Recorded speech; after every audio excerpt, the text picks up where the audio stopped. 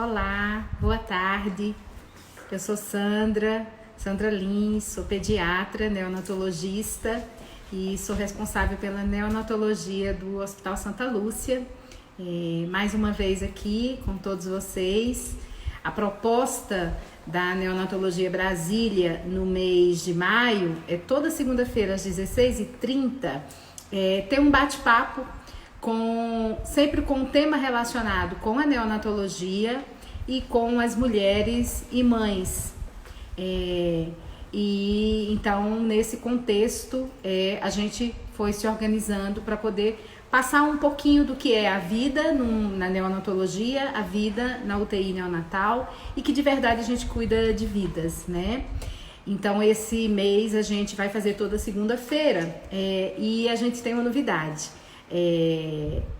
Dessa vez, a cada vez que uma pessoa entrar lá na nossa página, curtir e marcar 2 amigos, a gente vai fazer um sorteio legal da nossa caneca. E aí é mais uma forma da gente estar mais pertinho, é mais uma forma da gente estar junto, vivendo todo esse processo, né? Então, nisso tudo, hoje a gente vai ter como convidada a Denise Gebrim, que é uma pessoa muito querida, é muito amiga e que esteve conosco lá na UTI neonatal de Santa Lúcia, vivendo momentos de muita intensidade, né? Denise vem nesse processo e construiu esse processo dentro de uma UTI neonatal, e hoje eu acho que ela tem um pouquinho para compartilhar para a gente de sentimentos, de emoções, né, de coisas que a gente foi vivendo juntas. Então, vamos esperar a Denise entrar para a gente compartilhar mais de tanta emoção que a gente vive, de tanta vida que a gente compartilha. Denise, querida! Que bom ter você aqui. Fiquei muito feliz com tudo que tem a ver com você, com a Maria Helena, com a UTI, me deixa muito emocionada. E hoje, a gente falou já mais cedo, primeiro dar parabéns para você, né? Obrigada. Hoje Parabéns para você também. né, meu amor? Sim. Hoje é um dia especial. É um dia especial para mim, que comemora a vida, e é um dia especial para você também, que comemora mais uma vez a vida da Maria Helena. E como eu não acho que nada é coincidência, comemoramos a vida juntas. É isso mesmo. Aniversários, né? Hoje foi há exatos 2 anos atrás que ela saiu da UTI. Sim. E você sabe que eu fui buscar nas minhas conversas de WhatsApp e encontrei a nossa conversa lá, de você falando que estava indo para casa e de me desejando feliz aniversário. Gente, olha como a vida é, que loucura, né? Pois é. Aí 2 anos depois estamos aqui. Amém. Então, Denise, nesse contexto todo, e eu sempre falo assim, que UTI, ele tem o nome UTI tem um estigma forte, né? Para todos nós. Mas a neonatologia, ela funciona diferente. Porque na neonatologia, de verdade, a gente coloca o bebê lá dentro para o bebê estabilizar, para o bebê se adaptar e para esse bebê voltar para a família. São momentos fortes, são momentos intensos, mas na neonatologia, de verdade, a gente tem a perspectiva da vida. O medo da perda existe, mas é principalmente a perspectiva da vida que configura a realidade da neonatologia. Então, nesse aspecto, eu sei que você já conversou várias vezes sobre esse assunto, mas assim, são tantas pessoas passando por momentos muito parecidos que eu acho que cada vez que você fala, Denise, você abraça mais as pessoas que já vivenciaram e as pessoas que estão vivenciando agora esse momento. Então, eu queria que você falasse um pouquinho de como você se sentiu. É difícil falar desse momento, porque a palavra UTI, ela tem uma carga muito grande, né? Então, quando você pensa em UTI, você pensa na perda. Só que a minha experiência, depois, ela mudou completamente a minha visão. Então, até você viver isso, você tem esse estigma realmente. Depois que você vive, a sensação que passa a UTI é a de segurança. Então, para mim, quando eu falo em UTI, eu falo, toda arrepiada, ó. Eu falo de segurança, eu falo assim, da certeza que ela ia ficar bem. Eu me lembro assim como se fosse hoje, quando ela ia ter, e eu não queria que ela tivesse, porque a atenção, o carinho, o motivamento que ela tinha ali dentro era muito maior do que em qualquer outro lugar. Então, nós, como pais, queríamos que ela estivesse ali, porque ali qualquer coisa que acontecesse com criança, saturação, respiração, tinha um lugarzinho para ela, estava, né, uma equipe lá na NEL do Santa Lúcia. O que eu fico impressionada é que uma equipe destinada a cada neném, né? Então tinha as enfermeiras dela que corriam para ela e aquilo me deu tranquilidade. Óbvio, é um momento difícil, óbvio, é muito óbvio a projeção, né? A talvez perda, ela não sai da sua cabeça, muito difícil, mas com tanto apoio, com tudo que a gente vê ali dentro, dá uma tranquilidade grande. Sim. E você sabe que você está repetindo, Denise, as palavras da Nathalie Pinheiro semana passada. Porque ela falou justamente isso. A sensação de segurança que dentro da UTI neonatal de Santa Lúcia ela sentiu, sabe? Ela sentiu o quanto que ela estava protegida, o quanto que a filha dela estava totalmente protegida 24 horas por dia. Então, essa sensação realmente de proteção, vindo de pessoas completamente distintas, é a mais pura verdade mesmo. Lá na neonatologia de Santa Lúcia, a gente realmente separa equipes para cuidar dos nossos bebês. Cada bebê vai ter essa equipe, principalmente a equipe de enfermagem, que é uma equipe muito única, né? Muito treinada, o tempo inteiro sendo atualizada, né? Eu lembro de todas as enfermeiras. Eu sei de todas. Eu cheguei, a Maria chegou a me visitar em casa depois, cuidar da Maria Antônia, da Maria Antônia e das duas depois, né? Sim. Então, da nossa vida e que fazem parte do momento e que são tão boas, né? Eu lembro que eu falava quando a Thaís, psicóloga, entrava no quarto, porque ainda tem isso, esse acompanhamento psicológico que faz toda a diferença na segurança que a gente sente, né? E eu falava para a Thaís, eu falava, mas vocês não é atendida por psicóloga? Porque quem precisa, vocês que estão aí dentro lidando com isso tudo, com todas as mães, com todos os pais, com toda né, esse turbilhão que é viver de sofrimento com um bebezinho desse tamanho, porque a Nel a gente está falando até o quê? 29 dias? 28 dias. Só que tem bebês que ficam mais tempo, né? Porque nasceram pequenininhos, ficam com a gente 2, 3, 4 meses. Ficam conosco, né? São Então, bebês, né? Então, sim, muito difícil a gente aceitar. Primeiro, aceitar que seja nosso filho, né? Você já passou por sim. 2 vezes. isso, você já tem dificuldade de entender ali com o neném pequeno, o que está acontecendo, o que você pode fazer. É completamente inútil. Eu me sentia, porque eu não tenho. Então, você se sente impotente naquele.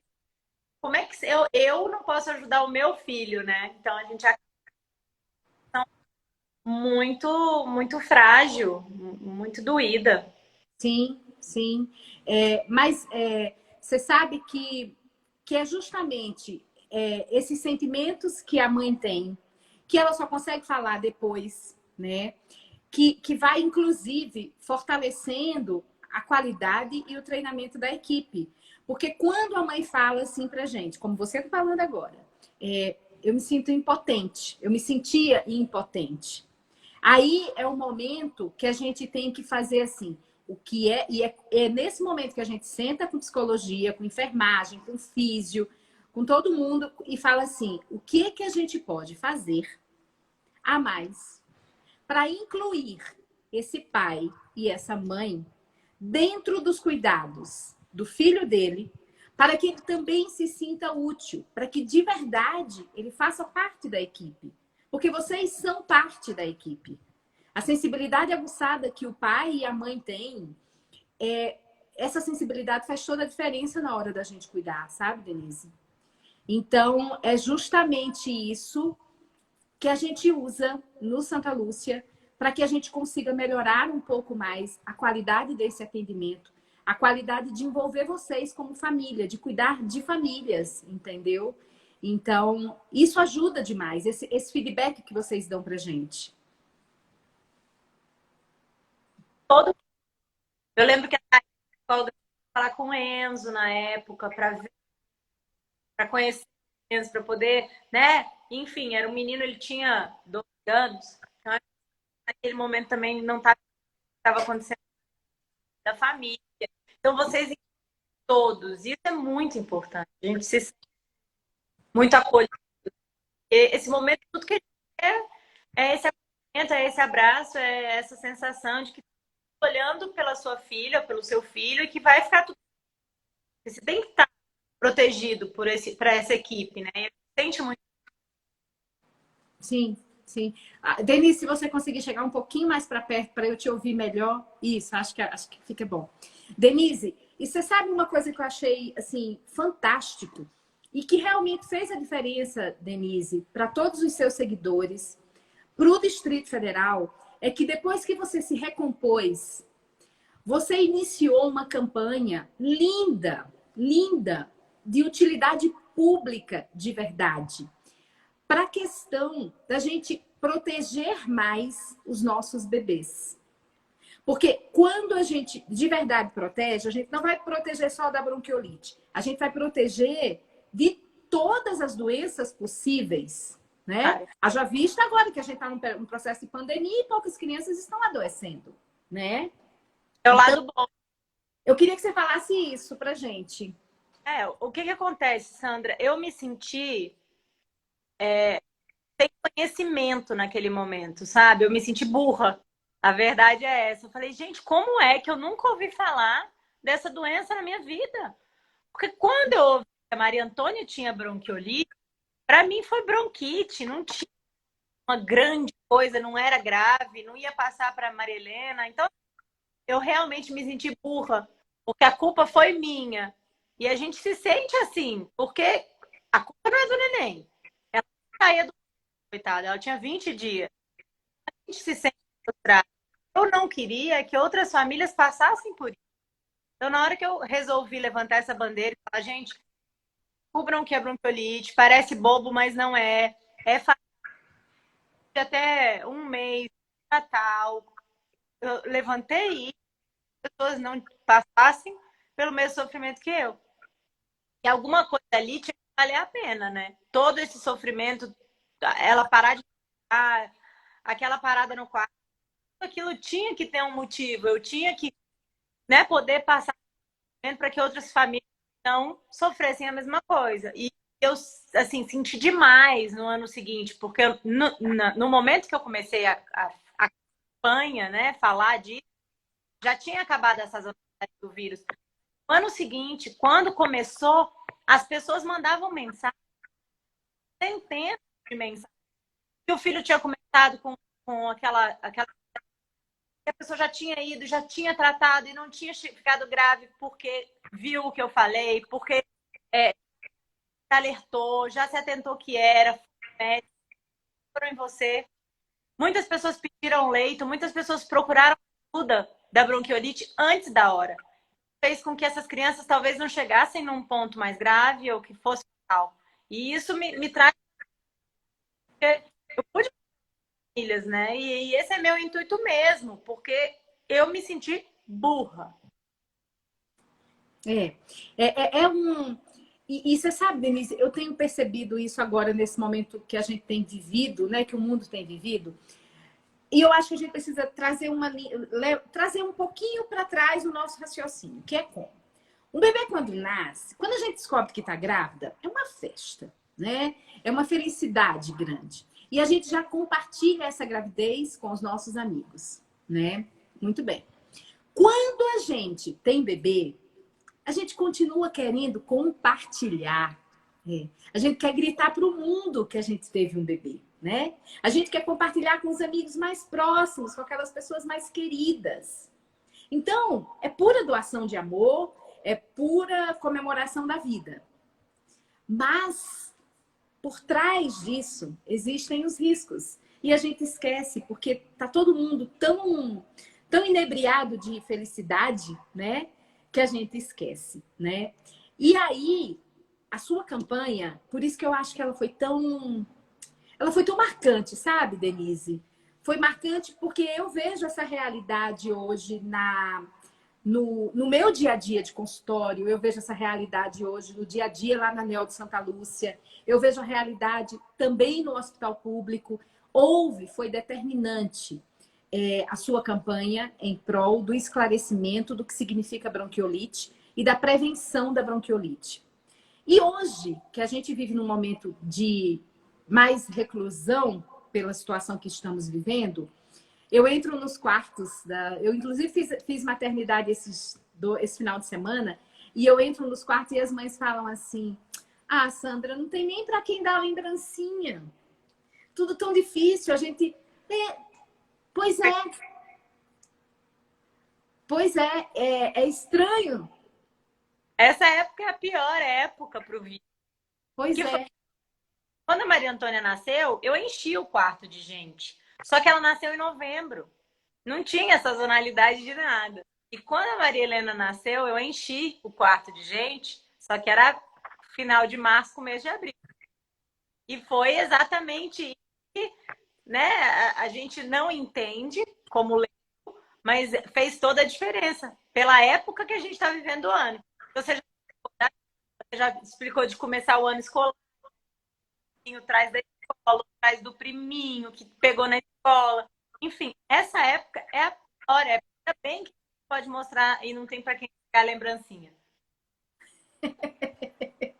É, é verdade. E aí foi muito legal, porque assim, a campanha ela foi abraçada pelo Hospital Santa Lúcia, né? Foi uma campanha que foi totalmente abraçada pelo Hospital Santa Lúcia. Foi uma campanha que foi abraçada pela primeira-dama, né? Do Distrito Federal, né? E você teve esse papel muito importante. E eu, assim, justamente você, como mãe, eu queria que você citasse pra gente os primeiros sinais de que Maria Helena estava mostrando que era um quadro de bronquiolite e que ainda você não tinha se percebido de que poderia ser mais sério. Primeiro eu percebi, ninguém mais, todo mundo achou que eu tava doida, mas quando ela tava no peito, ela não sugava do mesmo jeito. E aí ela ficava saindo assim, como se ela estivesse buscando ar.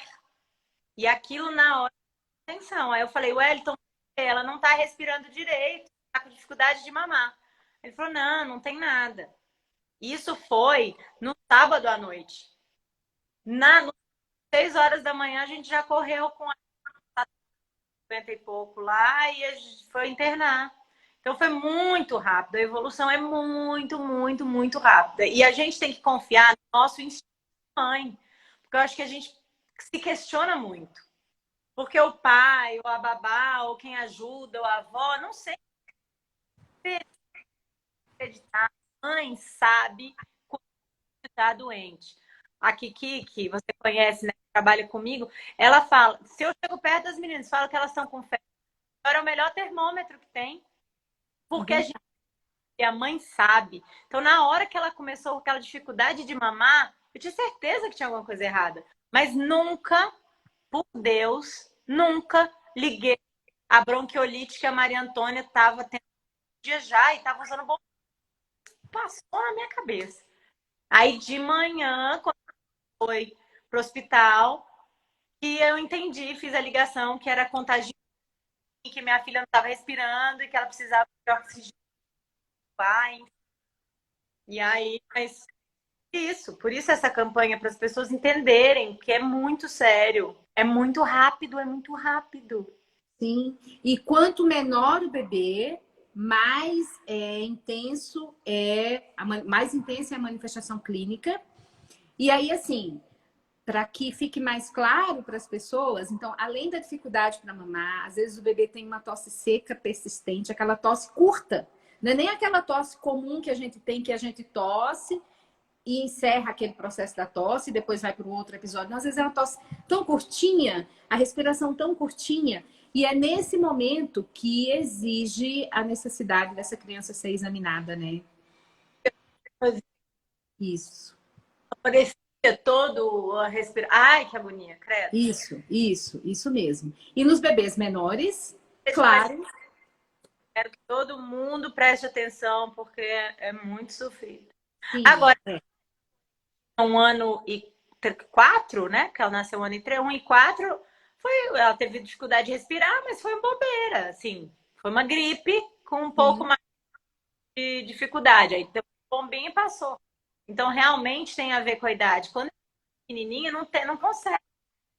Não consegue. Não consegue, porque as vias aéreas são curtas, porque acumula secreção muito fácil, entendeu? Porque eles não conseguem tossir adequadamente para poder eliminar aquela secreção.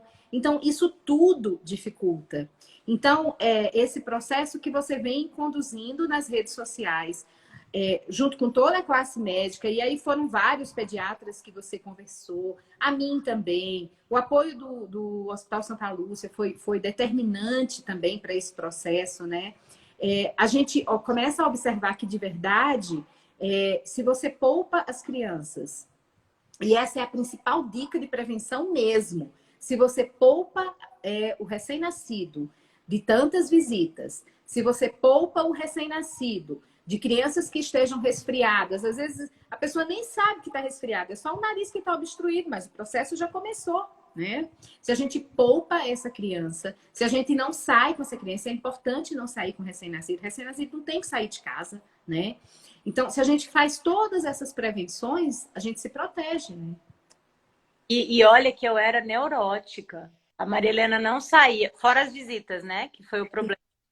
Saía. Eu nunca levei as meninas no shopping antes de 2 anos. Então, assim, eu sempre me preocupei com aglomeração, eram só as pessoas da família, eram só os amigos. Mas é igual você fala, adulto que tem, não sabe que tem, não autoriza. É uma bobeira. Sim, sim. E aí, veja que coisa, né? Hoje nós estamos num processo mundial de evitar aglomeração, né? E evitando aglomeração, a gente praticamente reduziu 70% ou mais dos casos de bronquiolite no Distrito Federal, né? E acredito que no resto do país também, porque a sazonalidade varia conforme a região, mas com certeza a gente diminuiu muito isso, né, Denise? Então, foi realmente o processo que você vivenciou de tanto crescimento doloroso, mas de tanto crescimento, fez com que você ajudasse muitos outros a crescerem também. Mas, voltando para a questão da vivência de uma UTI neonatal, eu lembro como se fosse hoje, você chegando numa manhã de domingo, ali na porta da UTI, eu nem estava de plantão naquele dia, eu estava passando a visita na maternidade. E eu, coincidentemente, que não acredito que seja coincidência, porque na vida não existem coincidências, né? Eu estava saindo, eu já tinha passado o plantão, os casos lá de cima, e eu estava indo embora. E aí eu abro a porta e me deparo com você, né? E é importante porque Um medo tão grande quando a gente foi para emergência e eles botaram o catéterzinho no nariz dela e falaram ela tem que ir para UTI. Essa palavra, ela ecoou de um tamanho, coisa, sabe? Porque realmente quando a gente tem essa vivência, que a gente não entende que ali a gente vai estar muito mais bem cuidado e muito mais. Seu filho tem muito mais chance de viver. A gente não entende isso no primeiro momento. Então, hoje, se eu passasse aquela situação outra vez e o médico da emergência falasse, seu filho tem que ir, eu ia agradecer. Eu ia falar, nossa, obrigada. Naquele momento foi um monstro, um monstro. E eu lembro você chegando, sentando com a gente, do que era UTI, pra gente ficar calmo, que ela ia ser muito mais bem cuidada. Nossa, lembro como se fosse hoje mesmo. E a gente vai construindo a nossa história com momentos muito marcantes, né, Denise? E a gente vai vendo como que as pessoas que passam pela nossa vida, elas seguram a gente quando a gente está caindo, né? Elas nos ensinam. E a gente também doa, você também doou muito amor, Denise, dentro daquela UTI neonatal, sabe? A forma como você foi, você e o Wellington, a forma como vocês foram resilientes. Você não acredita nisso, mas você foi sim, muito resiliente. Você foi sim, tolerante. E eu falei isso semana passada, que a gente precisa aprender a respeitar os segundos dentro de uma UTI. Os segundos, os minutos, as horas, os dias, as semanas. Passa É, é. Mas vocês foram resilientes. Vocês aceitaram esse processo de permitir que o tempo passasse sem você brigar com eles, apesar do sofrimento grande, né? E que foi essencial para a gente aceitar esse tempo. Quando a gente entrou com ela, você falou, ela tá muito, mas vai piorar para melhorar. Então a sim, gente suportou, juro por Deus, a gente suportou tudo e toda a pior. Você falou no dia que a gente entrou que ela ia piorar muito para depois começar a... sim, sim. E para você ver, nós da equipe multiprofissional, às vezes a gente fala coisas e a gente nem se dá conta de que aquilo vai marcar profundamente uma família, né? E a grande busca enquanto equipe na neonatologia de Santa Lúcia é a gente sempre tentar marcar positivamente as famílias que estão em cuidado conosco, sabe? Às vezes a gente fala coisas que a gente nem percebe, né? Eu nem lembrava desse ponto. Você me lembrou disso há um tempo atrás. Eu nem lembrava desse ponto em particular. Mas como é importante a equipe marcar positivamente uma família. E marcar positivamente não significa que a gente não vai falar a verdade. Não. E é uma das coisas que a gente fala muito, é que assim, a gente sempre vai contar a verdade para o pai e para a mãe. Por mais difícil que a verdade seja. Porque nem um pai, nem uma mãe merecem ser enganados. Por mais dolorosa que seja, a gente sempre vai falar. Mas existem formas e formas de se falar, né? E esse é o processo do Santa Lúcia, sabe? Esse conforto é muito positivo. Por mais que doa, você sabe que é verdade, que ninguém está te enganando. Então, isso faz toda a diferença. Sim. Sentar e a gente tem aquela salinha com a mesa redonda e a nossa salinha com a mesa redonda não é à toa. A mesa redonda, ela acolhe muito mais do que aquela mesa que as pessoas ficam nos cantos, né? A mesa redonda acolhe. Não foi à toa, foram escolhas feitas justamente no sentido de acolher, porque aquela UTI ela foi toda projetada e ela foi toda montada no sentido do acolhimento. E é justamente isso que a gente faz, a gente acolhe. E nesse processo de acolhimento de famílias, Denise, a gente vai aprendendo muito com vocês e vocês ensinam demais pra gente, demais. Essa resiliência que às vezes a gente está tão angustiado enquanto profissional, sabe? A gente não pode falar. Mas a gente, porque nós somos o esteio, nós somos o conforto da família. Mas a gente está angustiado em determinadas situações. E é justamente a resiliência, o olhar de vocês. Os pais falam muito com o olhar.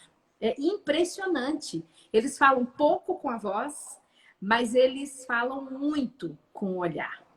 E aí eu pergunto, como é que você, enquanto mãe, num momento tão delicado, teve condições de se manter de pé?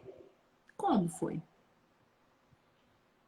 Primeiro, eu acredito muito que a Maria Antônia me dava uma força mesmo em casa, né? Olha, o Wellington tá comentando aí, ó. Mais que pediatra, você é uma pessoa legal, Sandra. Muito obrigada. Ele, Querido, ele é muito amado. Um beijo, um beijo. acho que o que me dava força, primeiro era a Maria Antônia em casa. Então, assim, eu queria muito poder sair dali, porque a gente ficou um mês no hospital, né? E eu só a via na hora do almoço. Então, eu queria muito poder sair dali para dar um acalento para minha outra filha que estava em casa abandonada. Neném também. Ela tinha 1 ano e 4 meses, né? Era um bebezinho.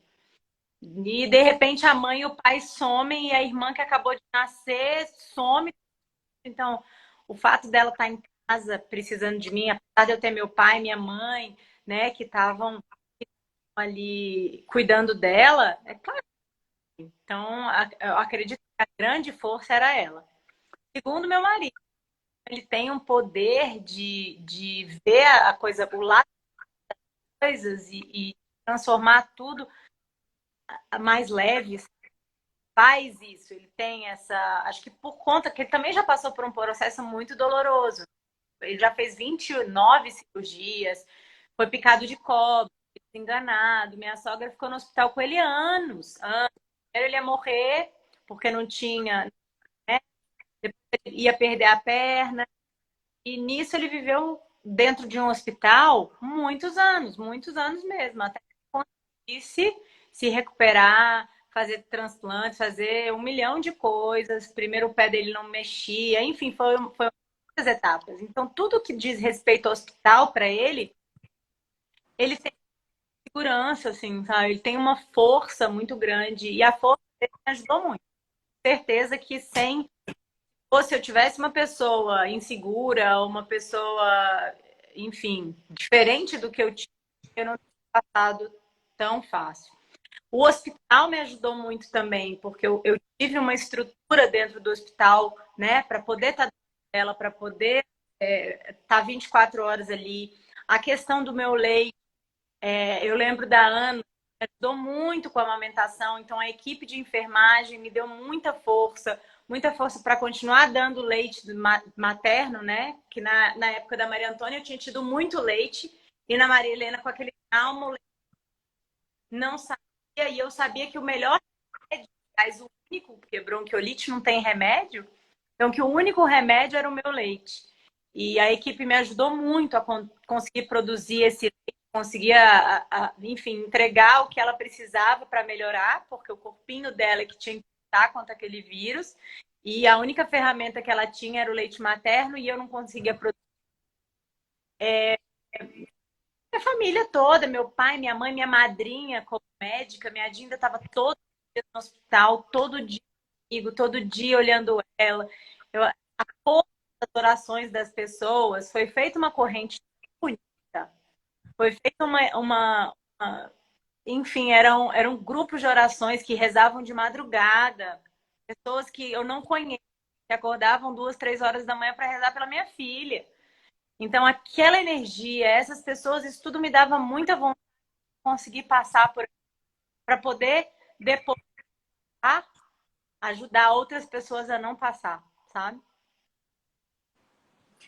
E quando você vê que você tocou num ponto que eu nem estava lembrando, do leite materno. Você vê como é fantástico a gente se doar e depois a gente receber isso.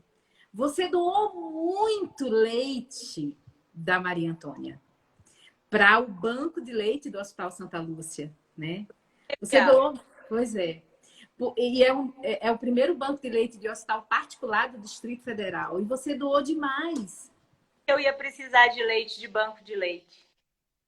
Pois é, pois é. E você doou tanto, você ajudou tantos prematurinhos com o leite da Maria Antônia, né? E assim, não era pouquinho, era muito leite que você mandava, né, Denise?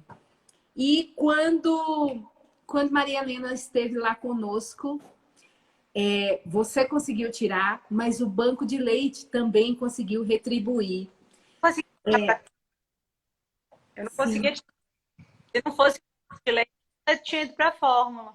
Pois é. Então, assim, você doou amor e você recebeu amor, né? Então, é por isso que sempre vale a pena acolher, né? Sempre vale a pena dar um pouco, né? E às vezes o pouco que a gente pensa é tanto para o outro, né?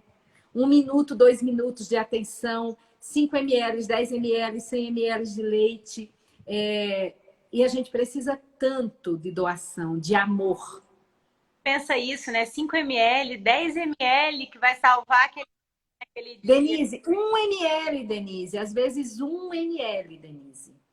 Não, Sandra, eu me lembro, Maria Antônia, eu tirando o leite, aquela ordenha, aquela coisa desesperadora, né? Bem animalesco. Mas chega, vai dormir. E eu falava, não, com certeza que alguém. Porque eu sabia que eu tinha muito leite, eu tinha que doar. E aí, Deus vem e depois eu preciso de alguém que fez.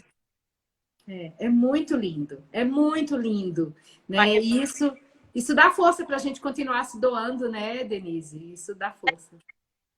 Todo mundo se ajudasse, todo mundo pensasse no próximo, se todas as mães pensassem que vai gastar mais 1 hora, eu tô cansada, tô com o neném recém-nascido, vou ficar 1 hora aqui numa ordenha, porque outro neném pode precisar. É fantástico isso. E é mais uma campanha muito importante que você também tomou para você. A questão que você também deu a sua contribuição nessa campanha, né? O Distrito Federal, ele é um dos lugares do Brasil onde mais a gente consegue amamentar por mais tempo. Onde a gente tem uma rede de banco de leites muito forte no serviço público. O Santa Lúcia foi o pioneiro enquanto serviço privado. Tem um banco de leite extremamente estruturado e que a gente consegue ter uma demanda, né? E foi outra campanha que você pegou para si, que você fez toda a diferença nesse sentido. E a gente agradece muito. Eu fico preocupada porque algumas mães falam, meu leite vai secar, tô com dificuldade. Mas quanto mais a gente estimula, mais leite sai. Então, isso é uma coisa que é muito falado, né? Põe a bombinha, fica aí fazendo sua ordenha, que seu leite vai voltar a sair, vai dar para o seu filho, ainda vai doar para outra. Então, eu fico preocupada porque quando começa a mudar a produção, que começa a mãe para de. Então, para de doar, para de tirar, porque vai guardar. Não tem que guardar. Quanto mais você tirar, mais leite vai produzir. A mesma lógica do, né? Você tira, o outro tá cheio. Então, acho que isso é um pouco falado. Seria importante levar muito essa informação também, tudo na maternidade, informação.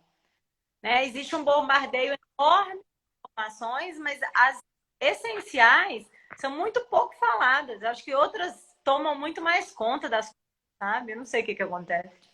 Sim, sim. É mais um aprendizado que a gente precisa levar, né, para o nosso dia a dia, né, de maternidade, tanto no serviço público quanto no Santa Lúcia. É um aprendizado que a gente precisa estar sempre repetindo, né? Mas, veja, a gente viveu esse momento de chegar na UTI. Não, a gente viveu o momento da contaminação. Depois a gente viveu o momento de chegar na UTI muito forte. Depois a gente viveu o momento dela na UTI, que também foi um momento muito forte. Quando a gente subiu, quando ela recebeu a alta da UTI, que foi para o quarto, e que ela teve aquele momento tão intenso novamente, né? E, de novo, eu digo, que coincidências não acontecem, porque eu tinha deixado para passar ela por último, porque era bronquiolite. Então, eu só podia ver os bebês de bronquiolite depois que eu passasse os outros bebês, né? Para evitar contágio, né? Se não fosse você aquele dia. E Deus me colocou um quarto vizinho para que eu fosse chamada e que eu agisse com a presteza necessária naquele momento, né? E aquele momento foi muito marcante para mim, Denise. Muito, muito, muito marcante. Sabe por quê? Porque eu me vi em você. Naquele momento, eu me vi em você. Quando tira o nosso chão, sabe?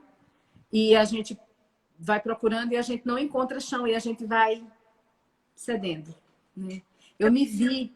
Eu me lembro do cheiro, eu lembro tudo.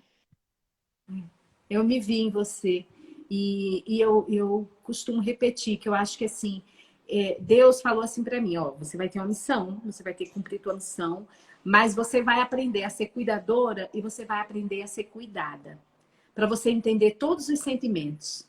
E eu confesso para você que não foi um aprendizado fácil, foi um aprendizado muito difícil. É muito difícil a gente conhecer os dois lados da situação.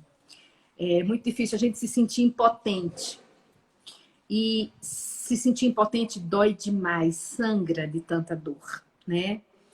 Mas, graças a Deus, que Deus coloca pessoas que são um instrumento puro nas mãos dele para que a gente faça o melhor por essas famílias. E a gente viveu isso tudo. Eu lembro que teve um dia que eu estava no consultório e aí você me ligou, Sandrinha, pelo amor de Deus, eu não consigo ir embora, eu não posso. Calma, eu vou aí e a gente vai conversar. E no dia que ela desceu, no dia anterior, eu falei, ela não tá pronta para descer. Sim. Mãe sabe. Gente, se tem uma coisa que eu aprendi com isso tudo que a mãe deu, é que a mãe sempre sabe. Sim, sempre sabe. Sempre sabe. A mãe sabe. Se a mãe falar, não tá na hora de UTI, não tá na hora. Então, muito, sabe? Eu acho que. E vocês têm isso, né? Lá, que vocês escutam muitos pais. Eu lembro falando, não tem que mamar. E a doutora Vera, maior paciência. Aí trouxeram uma mamadeira, compraram uma mamadeira para ver se ela pegava o bico da mamadeira. Mas eu acho que em alguns outros lugares as mães não têm tanta voz. E eu acho isso muito importante, sabe? Porque a mãe, ela é a melhor médica, a melhor pediatra que você pode ter é a própria. Sim, sim. E aí a gente viveu tudo aquilo e você foi para casa. Você foi para casa no dia 18 de maio. Não, 18 de maio ela desceu da UTI. Eu fui pra casa Desculpa, 25 de maio, eu fui para casa. foi isso mesmo, E quando você foi para casa, qual foi o instinto de proteção como que você teve que fazer? Porque a vontade é botar numa bolha, né? De E volta aí? Botar na barriga, né? E aí? é uma readaptação muito difícil. Primeiro, sair para ir para o quarto é um momento talvez mais difícil do que sair do próprio hospital para ir para casa. Então, a primeira adaptação é a UTI, onde você tem cuidado 24 horas, uma equipe pronta para sua vida, e você sair dali, óbvio, está dentro do hospital, mas você que vai cuidar. Então, assim, eu acho que maior dificuldade que eu tive de querer botar ela de volta dentro da foi quando eu saí da UTI. Aí eu fiquei no quarto uma semana ainda, tal, até que ela teve alta e a gente foi para casa. E eu não quis ir para minha casa. Eu fui para casa dos meus pais. Uma necessidade muito grande também de ser cuidada nesse momento, porque eu precisava de carinho. E eu sabia que se fosse para casa, eu ia estar sozinha, não sozinha, óbvio, mas eu ia estar cuidando. E na casa dos meus pais eu ia cuidar dela e também. Então, foi uma coisa que que a gente precisa muito é para as mães de UTI, a amiga que foi para UTI, a gente tem que dar esse apoio para a pessoa depois, porque a pessoa se sente fragilizada e naquele momento da UTI, ela teve que guardar as forças que ela tinha para conseguir passar por isso. Então depois ela vai desmoronar. Então precisa de ter alguém ali para segurar esse aqui. Lembro que minhas comadres me ajudaram muito, foram muito presentes. Então lidar com aquilo de estar em casa, de querer proteger, de estar do lado da sua filha, de ninguém chegar perto, mas você também ser olhada. Eu acho que a gente tem que olhar para a mãe, sabe?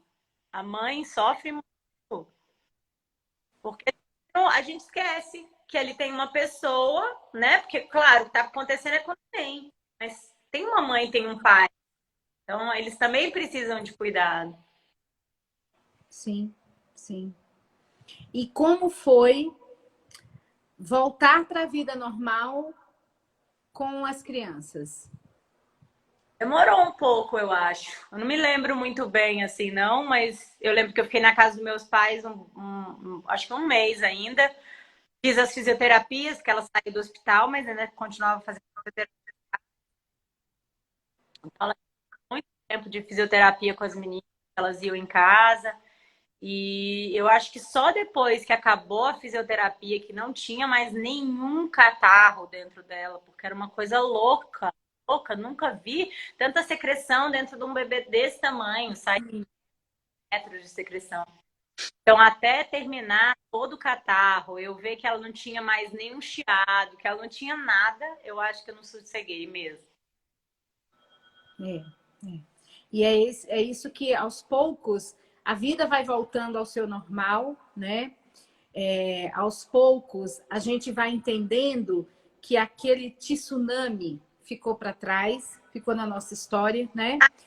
E a gente tem que fazer uma terapia, eu tive que fazer terapia, né? Porque falar sobre o assunto doía muito, toda vez que eu falava eu chorava.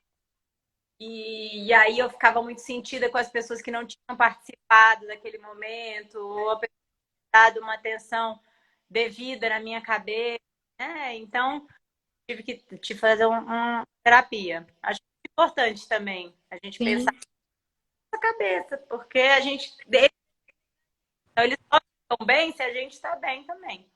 Mas sim, foi um aprendizado muito bom, Sandra, porque agora, no começo do ano, não sei se você se lembra que minha mãe foi internada. sim. Na hora que eu estava no hospital e que o Júnior falou que ela tinha que ir para UTI, falei, ótimo.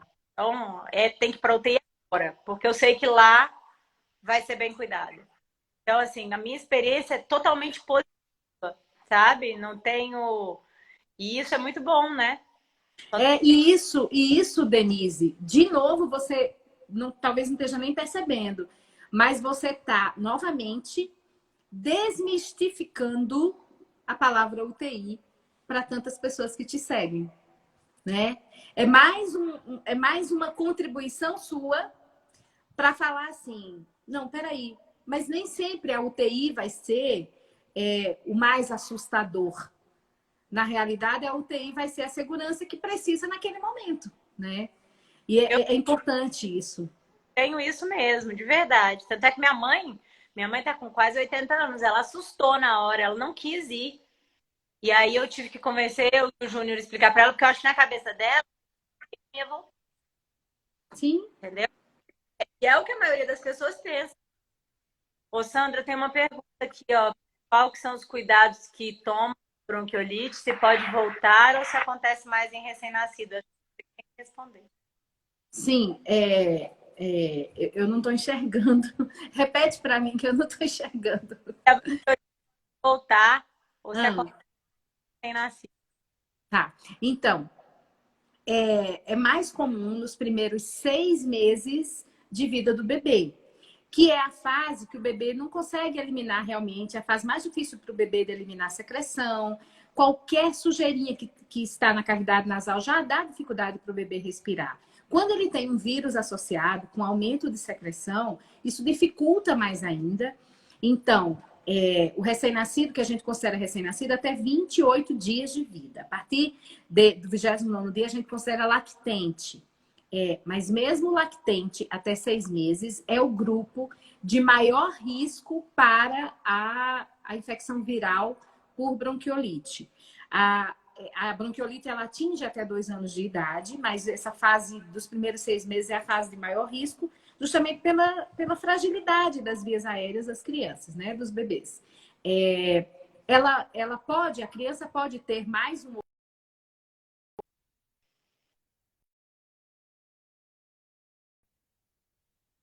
Mas não é tão comum, até porque. Como? Falhou aí. A criança até pode ter outros episódios de bronquiolite, porque é viral, né? A gente pode ter gripe várias vezes, né? A gente pode ter infecção viral várias vezes. A bronquiolite pode acontecer, mas após um aprendizado da família do que significa a bronquiolite, e do risco maior de contaminação, que é a aglomeração, que é o sair de casa, as famílias não costumam ter mais episódios de bronquiolite, porque elas começam a se proteger e a proteger o seu bebê, né? Elas começam, quando tem irmão mais velho, é mais difícil, porque o irmão vai para a escola, termina que o irmãozinho traz as viroses todas da primeira infância, né? Mas as famílias vão aprendendo a administrar essa questão. Então, os primeiros 6 meses é a fase mais difícil mesmo dessa criança, sabe? E passa se a gente proteger. É por isso que a gente, às vezes, parece que o pediatra é até meio ranzinza de orientar para receber o mínimo de visita possível, de ter toda a higienização com álcool, lavar as mãos. Se o pai chegou do trabalho, vai pro quarto, toma seu banho, vai pro banheiro, toma seu banho, troca sua roupa. A partir daí que você pode pegar no seu bebê, né? Se tá resfriado, não se aproxima. Todos esses cuidados que a gente está aprendendo a duras penas na atual situação que a gente vive, esses cuidados eles já eram martelados para as infecções virais, principalmente na primeira infância, né? Então, com esses cuidados, a gente diminui. E aí o pessoal Sim. Não é, né? Vocês passaram por tudo isso. Sim, não precisa levar a criança para shopping. A criança vai fazer o quê no shopping? Até 6 meses de vida, gente, 1 ano, ela não sente falta de shopping, ela nunca foi pro shopping. É igual quando me perguntam, doutora, pode botar sal na comida? Eu falei, mas a criança não sente não sente a falta do sal, ela nunca comeu sal. Aí, pode comer nem chocolatinho, tadinha, mas Então é a mesma coisa das saídas, sabe? Outra coisa que eu peço muito, evita levar para as igrejas.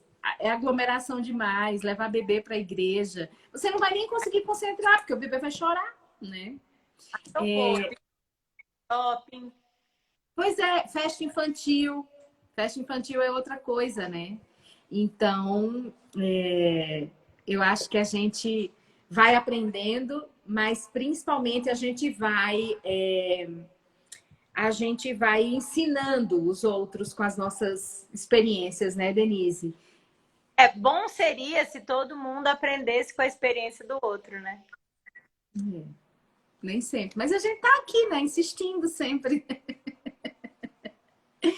Denise, é uma alegria sempre muito grande falar com você. Obrigada, meu amor. Eu que amo demais. Feliz aniversário. Deus te abençoe, te proteja.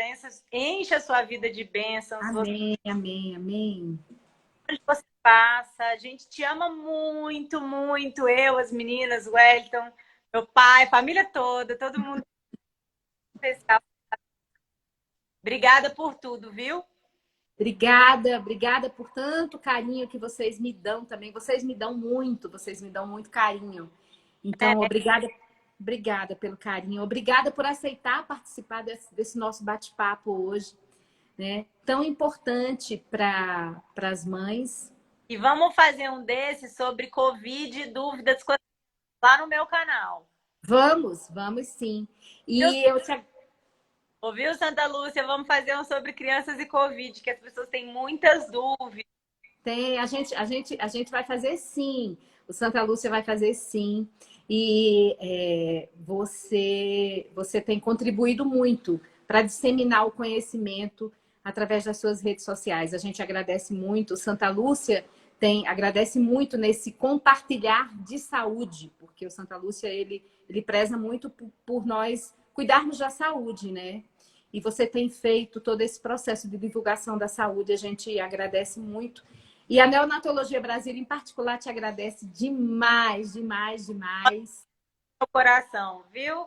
Um beijo para toda essa equipe linda da NEL, todas as enfermeiras, fisioterapeutas, psicólogas, as médicas, todas. Sintam desejadas.